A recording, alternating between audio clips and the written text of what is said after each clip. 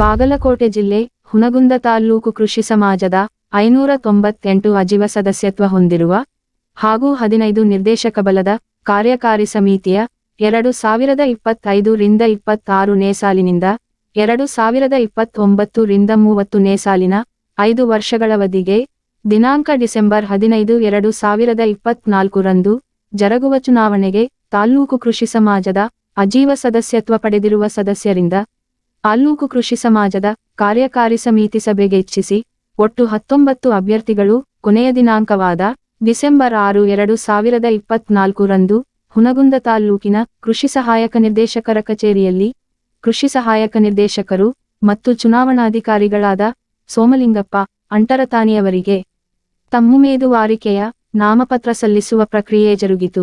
ಈ ಚುನಾವಣೆ ಪ್ರಕ್ರಿಯೆ ಬಗ್ಗೆ ಚುನಾವಣಾಧಿಕಾರಿ ಸೋಮಲಿಂಗಪ್ಪನವರು ಮಾಧ್ಯಮ ಪ್ರತಿನಿಧಿಗಳೊಂದಿಗೆ ಮಾತನಾಡಿ, ದಿನಾಂಕ ಅಕ್ಟೋಬರ್ 30, 2024 ರೊಳಗೆ ಅಜೀವ ಸದಸ್ಯರಗಳ ತಾತ್ಕಾಲಿಕ ಪಟ್ಟಿಯನ್ನು 45 ದಿನಗಳ ಮುಂಚೆ ಕಚೇರಿಯ ಸೂಚನಾ ಫಲಕದಲ್ಲಿ ಪ್ರಕಟಣೆ, ದಿನಾಂಕ ಅಕ್ಟೋಬರ್ 12, 2024 ರೊಳಗೆ ತಿದ್ದುಪಡಿಗಳನ್ನು ಕರ್ನಾಟಕ ಪ್ರದೇಶ ಕೃಷಿಕ ಸಮಾಜಕ್ಕೆ ಕಳಿಸುವಿಕೆ ಹಾಗೂ ನವೆಂಬರ್ 15, 2024 ರೊಳಗೆ ಸದಸ್ಯರಿಂದ ಸಮಾಜಕ್ಕೆ ಬರಬೇಕಾದ ಹಣ ಮತ್ತು ಇತರೆ ವಸ್ತುಗಳನ್ನು ಮರಳಿಸಲು 30 ದಿನಗಳ ಮುಂಚಿತವಾಗಿ ಅರ್ಹ ಮತದಾರರಿಗೆ ನೋಟಿಸ್ ನೀಡಿರುವ ಬಗ್ಗೆ ಹಾಗೂ ದಿನಾಂಕ ನವೆಂಬರ್ 19, 2024 ರೊಳಗೆ ಎಲ್ಲಾ ಜೀವ ಸದಸ್ಯರಿಗೆ ಚುನಾವಣೆ ದಿನಾಂಕ ಘೋಷಣೆಯಾದ 25 ದಿನಗಳ ಮುಂಚೆ ಅರ್ಹ ಮತದಾರರಿಗೆ ಅಂಚೆ ಮೂಲಕ, ವ್ಯವಸಾಯ ಪತ್ರಿಕೆ, ಪತ್ರಿಕಾ ಪ್ರಕಟಣೆ, ಮುದ್ರಾ ಮೂಲಕ ತಿಳಿಸುವಿಕೆ ಹಾಗೂ ದಿನಾಂಕ ನವೆಂಬರ್ 29, 2024 ರೊಳಗೆ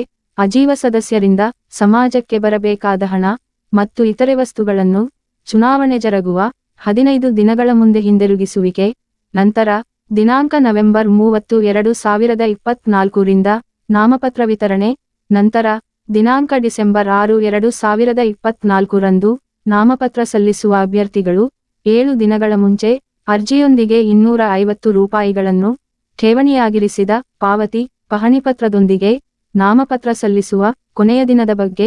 ನಂತರ ದಿನಾಂಕ ಡಿಸೆಂಬರ್ 7, 2024 ರಂದು ಚುನಾವಣೆಗೆ 6 ದಿನ ಮುಂಚೆ ನಾಮಪತ್ರ ಪರಿಶೀಲನೆ ಹಾಗೂ ಅರ್ಹ ನಾಮಪತ್ರಗಳು ಮತ್ತು ತಿರಸ್ಕೃತ ನಾಮಪತ್ರಗಳನ್ನು ಫಲಕದಲ್ಲಿ ಪ್ರಕಟಿಸುವಿಕೆ.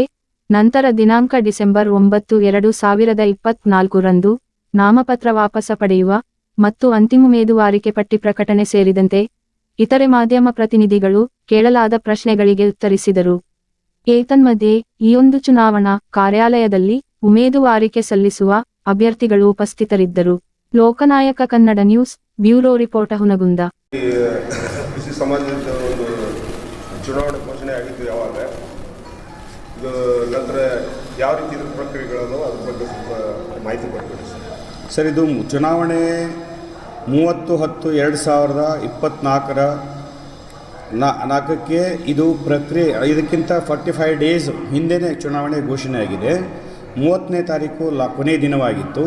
ಈ 30ನೇ ತಾರೀಕಿನ ಒಳಗಡೆ ಯಾವುದಾದ್ರೂ ಅಬ್ಜೆಕ್ಷನ್ ಇತ್ತಂದರೆ, ಅದು ಅಜೀವ ಸದಸ್ಯರ ಹೆಸರು ಪಟ್ಟಿಯಲ್ಲಿ ಬಿಟ್ಟು ಹೋಗಿದ್ರಂದ್ರೆ, ಅದು ಎಲ್ಲರೂ ಮಿಸ್ ಆಗಿತ್ತಂದ್ರೆ, ಅಥವಾ ಆ ರೈತರು ಕೆಲವೊಂದು ಬೋಜಾಗಳಿತ್ತಂದ್ರೆ ತುಂಬುವುದು ಮತ್ತೊಂದು ಇತ್ತು ಬಾಕಿ ಇತ್ತಂದ್ರೆ ಅದನ್ನು 30ನೇ ತಾರೀಕಿನೊಳಗಡೆ ಮುಗಿಸ್ರಿ ಅಂತ ಒಂದು ನಿರ್ದೇಶನ ಇತ್ತು. ಸೊ ಅಲ್ಲಿ ತನಕ ನಾವು ಅದನ್ನು ಪಾಲನೆ ಮಾಡಿದ್ದೀವಿ. 30ರ ತನಕ ಏನೇ ಅಬ್ಜೆಕ್ಷನ್ ಬಂದವಲ್ಲ ಅವನ್ನೆಲ್ಲ ಅಟೆಂಡ್ ಮಾಡ್ಯಾರ ರಾಜ್ಯಾದ್ಯಂತ. ನಮ್ಮ ತಾಲೂಕಿಂದ ಯಾವುದೇ ಅಬ್ಜೆಕ್ಷನ್ ಬಂದಿಲ್ಲ, ಹಾಗಾಗಿ ನಮ್ಮಲ್ಲಿ ಅಟೆಂಡ್ ಮಾಡೋ ಪ್ರಶ್ನೆ ಬಂದಿಲ್ಲ ಸರ್. ಅದು 30ನೇ ತಾರೀಕಿನ ನಂತರ ಒಂದೇ ಒಂದು ಒಬ್ಬ ರೈತರು ಬಂದು ನಂದು ಅಜೀವ ಸದಸ್ಯರ ನಾ ಇದ್ದೀನಿ, ಇದನ್ನು ಇನ್ಕ್ಲೂಡ್ ಮಾಡಬೇಕಂತ ನಮಗೆ ಕೇಳಿಕೊಂಡ್ರು. ನಾವು ಇಮಿಡಿಯೇಟಾಗಿ ಅವತ್ತೇ ಸೇರಿಸಿ ಅದನ್ನು ಬೆಂಗಳೂರಿಗೆ ಕಳಿಸಿದ್ವಿ. ಮರುದಿವಸನೇ ಅದನ್ನು ಸೇರ್ಪಡೆ ಮಾಡಿ ಕಳಿಸಿದ್ದಾರೆ ಸರ್, ವೋಟರ್ ಲಿಸ್ಟ್ನಾಗ ಸೇರಿಸಿದ್ದಾರೆ. ಈ ಮತದಾನ ಮಾಡೋಕ್ಕೆ ಏನೇನು ಅರ್ಹತೆ ಇರಬೇಕು? ಮತದಾನ ಮಾಡಲಿಕ್ಕೆ ಫಸ್ಟು ಅವರು ರೈತರಾಗಿರಬೇಕು. ಅವರಿಗೆ 1 ಎಕರೆ ಆದರೂ ಹೊಲ ಇರಬೇಕು, ಅವ್ರ ಹೆಸರಲ್ಲೇ ಇರಬೇಕು. ಅವರು ಆಮೇಲೆ 555 ರೂಪಾಯಿ ಕಟ್ಟಿಬಿಟ್ಟು ಅವರು ಆಜೀವ ಸದಸ್ಯತ್ವವನ್ನು ಪಡ್ಕೊಂಡಿರಬೇಕು.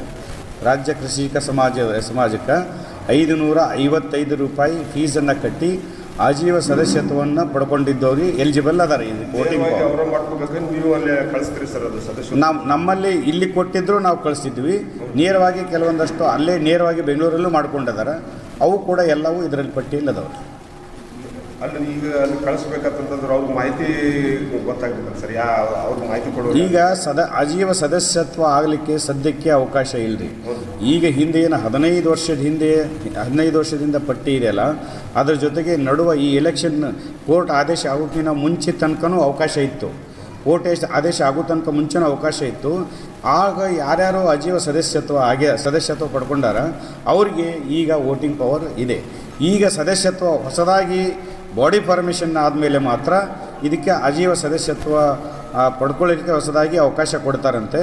ಅದು ಅವ್ರಿಗೆ ಒಂದು ಸರಿ ಅಜೀವ ಸದಸ್ಯತ್ವ ಹೊಸದಾಗಿ ಪಡ್ಕೊಂಡವ್ರಿಗೆ 1 ವರ್ಷದ ನಂತರ ಅವರಿಗೆ ವೋಟಿಂಗ್ ಪವರ್ ಬರ್ತದೆ ರೀ. ಅಲ್ಲಿ ತನಕ ಬರೋದಿಲ್ಲ.